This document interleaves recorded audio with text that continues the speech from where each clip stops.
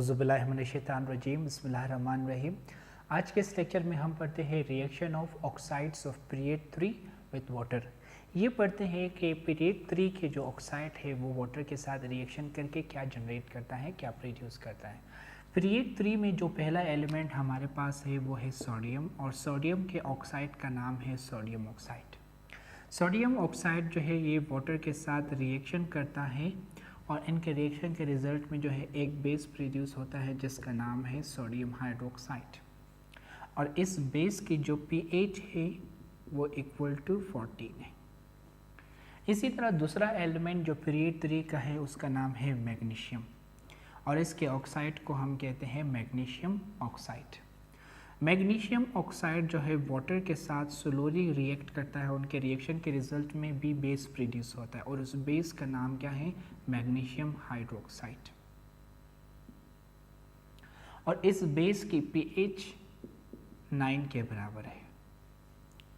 Period 3 का जो तीसरा और चौथा एलिमेंट है एल्यूमिनियम एंड सिलिकॉन, इनके ऑक्साइड वाटर के साथ रिएक्शन नहीं करते।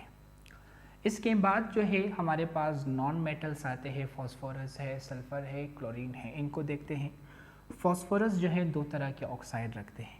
इनके एक ऑक्साइड का नाम है फॉस्फोरस ट्राइऑक्साइड, इनके दूसरे ऑक्साइड का नाम है फॉस्फोरस पेंटाऑक्साइड।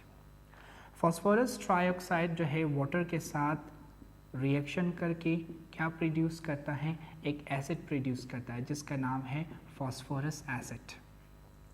इस एसिड का नाम है फॉस्फोरस एसिड। इसी तरह फॉस्फोरस पेंटाऑक्साइड जब वाटर के साथ रिएक्शन करता है तो इनके रिएक्शन के रिजल्ट में क्या प्रोड्यूस होता है, फॉस्फोरिक एसिड प्रोड्यूस होता है। इनके रिएक्शन के रिजल्ट में क्या प्रोड्यूस होता है, एक एसिड प्रोड्यूस होता है जिसका नाम है फॉस्फोरिक एसिड। ठीक है, जब फॉस्फोरस ट्राइऑक्साइड वाटर के साथ रिएक्शन करता है तो फॉस्फोरस एसिड प्रोड्यूस होता है। जब फॉस्फोरस पेंटाऑक्साइड वाटर के साथ रिएक्शन करता है तो उनके रिएक्शन के रिजल्ट में क्या प्रोड्यूस होते हैं, फॉस्फोरिक एसिड प्रोड्यूस होते हैं। इसके बाद हमारे पास है सल्फर।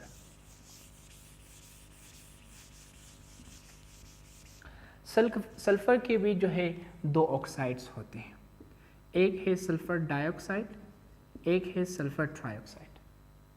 सल्फर डाइऑक्साइड जो है वाटर के साथ रिएक्शन करता है और इनके रिएक्शन के रिजल्ट में क्या प्रोड्यूस होता है, सल्फ्यूरस एसिड प्रोड्यूस होता है। सल्फ्यूरस एसिड प्रोड्यूस होता है। इसी तरह जब सल्फर ट्राइऑक्साइड वाटर के साथ रिएक्शन करता है तो इनके रिएक्शन के रिजल्ट में क्या प्रोड्यूस होता है, सल्फ्यूरिक एसिड प्रोड्यूस होता है। ठीक है, जब सल्फर डाइऑक्साइड वाटर के साथ रिएक्शन करे तो उनके रिएक्शन के रिजल्ट में सल्फ्यूरस एसिड प्रोड्यूस होता है, और जब सल्फर ट्राइऑक्साइड वाटर के साथ रिएक्शन करे तो उनके रिएक्शन के रिजल्ट में क्या प्रोड्यूस होता है, सल्फ्यूरिक एसिड प्रोड्यूस होता है। सल्फर के बाद हमारे पास है क्लोरीन। क्लोरीन के भी जो है दो ऑक्साइड हैं, एक हमारे पास है हाइपोक्लोराइट, दूसरा हमारे पास है डाइक्लोरीन हेप्टाऑक्साइड। हाइपोक्लोराइट जब वाटर के साथ रिएक्शन करता है तो इनके रिएक्शन के रिजल्ट में हाइपोक्लोरस एसिड प्रोड्यूस होता है। इनके रिएक्शन के रिजल्ट में क्या प्रोड्यूस होता है, हाइपोक्लोरस एसिड जो है प्रोड्यूस होता है। ठीक है, इसी तरह अगर हम देखें जब डाइक्लोरीन हेप्टाऑक्साइड वाटर के साथ रिएक्शन करता है तो इनके रिएक्शन के रिजल्ट में क्या प्रोड्यूस होता है, इनके रिएक्शन के रिजल्ट में प्रोड्यूस होता है परक्लोरिक एसिड। इनके रिएक्शन के रिजल्ट में प्रोड्यूस होता है परक्लोरिक एसिड।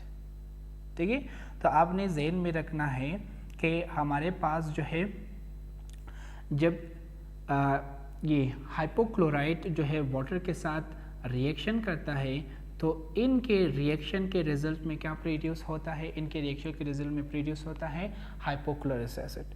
और जब डाइक्लोरीन हेप्टाऑक्साइड वाटर के साथ रिएक्शन करता है तो उनके रिएक्शन के रिजल्ट में क्या प्रोड्यूस होता है, पर क्लोरिक एसिड, और ये हमारे पास क्या है, हाइपोक्लोरस एसिड है। तो ये आज के टॉपिक जिसमें हमने reaction of oxides of period 3 with water के बारे में